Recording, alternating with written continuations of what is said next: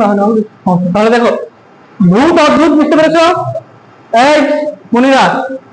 তাহলে ভূত অদ্ভুত দিয়ে দেখো যে আমি যদি লিখি দূরীভূত, আমি যদি লিখি দ্রবীভূত, দূরীভূত, আমি যদি বাষ্পীভূত লিখি, আমি যদি ঘনীভূত লিখি, সবগুলোকে দীর্ঘকার কি হবে? দীর্ঘকার। আমি যদি লিখি পরাভূত, পুঞ্জীভূত, দ্রবভূত, বাষ্পীভূত, পরাভূত, পুঞ্জীভূত, সবগুলোতে দীর্ঘকার হবে। শুধুমাত্র তিনটা ভূত দেখি, একটা হচ্ছে অদ্ভুত, ভূত আর ভুতুরে।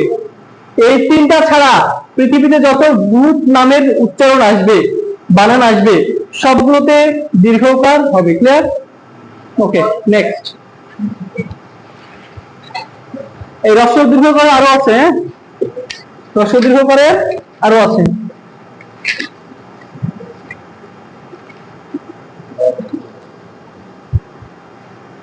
কৌতূহলটা দেখো তো, কৌতূহল, কৌতূহল, কৌতূহল বানানে দীর্ঘকার হয়। কি হয়? দীর্ঘকার হয়। কৌতূহল বানানে দীর্ঘকার হয়। কৌতূহল, কৌতূহল বানানে দীর্ঘকার হয়। দূরত্ব, দূরত্ব, দূরত্ব বানানে দীর্ঘকার হয়। হ্যাঁ, ভেরি গুড।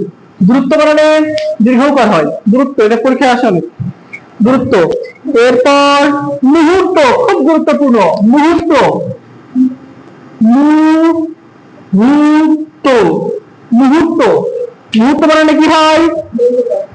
মুহূর্ত বানানে হ্রস্ব দীর্ঘ রেফ কি হয়? হ্রস্ব, হ্রস্ব দীর্ঘ রেফ, এটা মনে মাথায় রাখবা। মুহূর্ত বানানে কি হয়? হ্রস্ব দীর্ঘ রেফ, মুহূর্ত। আর যদি বলি মুহুর্মুহু, আচ্ছা মুহুর্মুহু হয়, মুমূর্ষু হয়।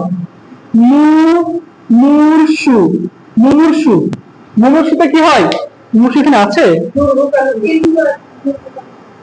রস দীর্ঘ, রস, সরি মাঝখানটা দীর্ঘ হবে। মুমূর্ষু, মুমূর্ষু। হ্যাঁ, তাহলে মুহূর্ত এবং মুমূর্ষু, রস দীর্ঘ, রস। মুহূর্ত এবং মুমূর্ষুতে রস দীর্ঘ, রস। কিন্তু যদি মুহুর্মুহু বলি,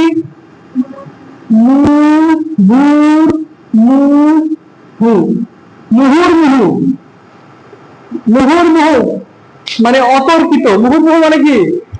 অতর্কিত। মুহুর্মুহু আক্রমণ করেছে, তার মানে একের পর এক আক্রমণ করেছে। মুহুর্মুহু, মুহুর্মুহুতে সবগুলো রস্যকার, মুহুর্মুহুতে সবগুলো রস্যকার, কিন্তু মুমূর্ষ এবং মুহূর্ততে কি? রস্য দীর্ঘ, রস্য। ঠিক আছে? আচ্ছা, এরপরে গুরুত্বপূর্ণ আছে হচ্ছে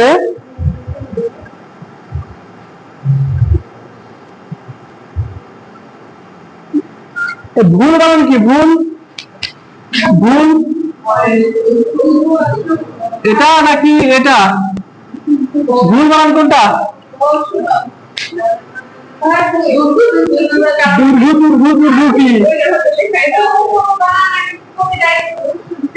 হ্যাঁ, মুহুর্মুহুতে চারটায় রস্য, মুহুর্মুহুতে চারটায় রস্যকার, দুর্ঘ হয়। এটা তো রস্য হয়, রস্য হয় নাকি? হ্যাঁ, এটা হয় না। হ্যাঁ, এটা হয় না, এটা হয় না। এই হকে রস্যকার দিয়ে এইভাবে লেখে, এটা কিন্তু রস্যকার হয়। আর কি এটা? রস্য, এটা কি? রস্য, মুহুর্মুহু। আচ্ছা, তাহলে ভুল বানান কোনটা সঠিক বলো তো? এই বৃষ্টি, ভুল বানান কোনটা সঠিক? এই ভুল নাকি এই ভুল? হ্যাঁ, হ্যাঁ, ভেরি গুড। এটা হচ্ছে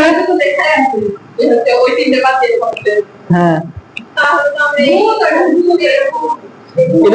এটা তো ভূত, এটা ভূতের ক্ষেত্রে, ভুলের ক্ষেত্রে না, এটা ভূতের ক্ষেত্রে। এভাবে লেখো, এটা সঠিক, এটা সঠিক। পরীক্ষার খাতে কিভাবে লেখো? ওই শিক্ষক হয়তো দেখে না, হয়তো দেখেও দেখে না, অথবা জানে না।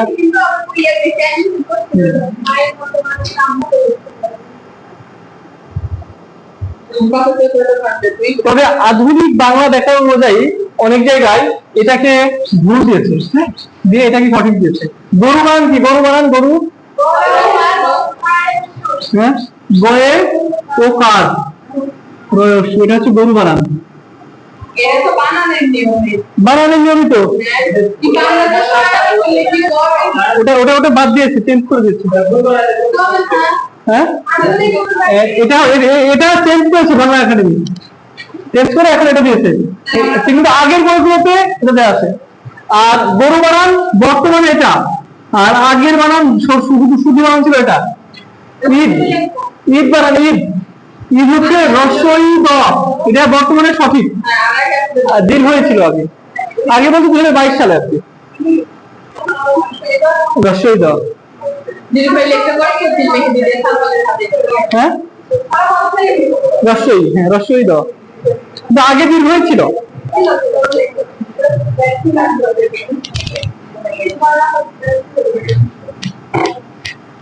আসলে বানানের অনেক বিষয় আছে,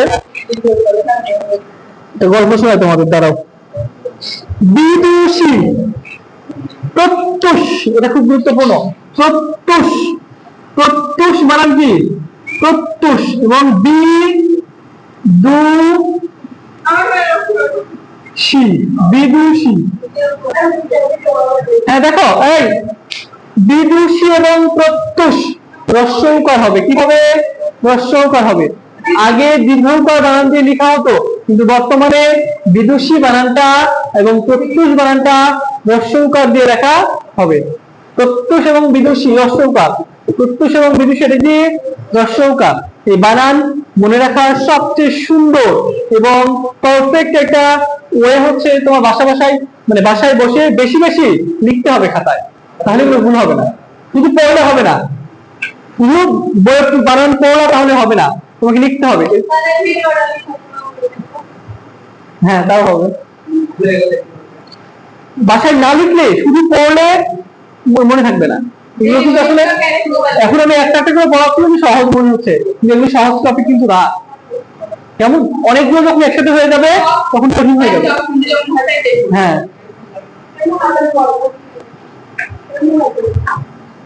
অনুকূল মানে কি? অনুকূল পরিবেশ, রস্য এবং দীর্ঘ, ঠিক আছে? অনুকূল মানে কি? অনুকূল হচ্ছে রস্য এবং দীর্ঘ।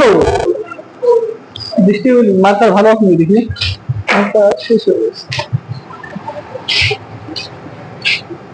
তাহলে অনুকূল বানান কি? রস্য এবং দীর্ঘ, ঠিক আছে? অনুকূল বানান রস্য এবং দীর্ঘ।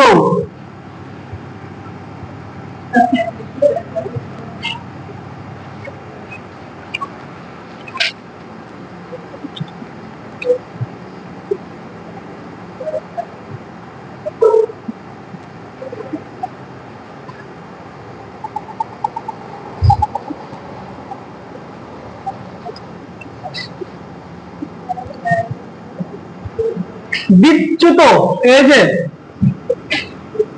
বিচ্যুত আগে ভাবে লেখা হতো, বিচ্যুতকে আগে এভাবে লেখা হতো, এখন এভাবে লেখা যাবে না। বিচ্যুতকে লিখতে হবে বিচ্যুত বা বিচ্যুতি। হ্যাঁ, এই যে দেখো, রস্যকার দিতে হবে এবং জফলা দিতে হবে, ঠিক আছে? রস্যকার এবং জফলা দিতে হবে।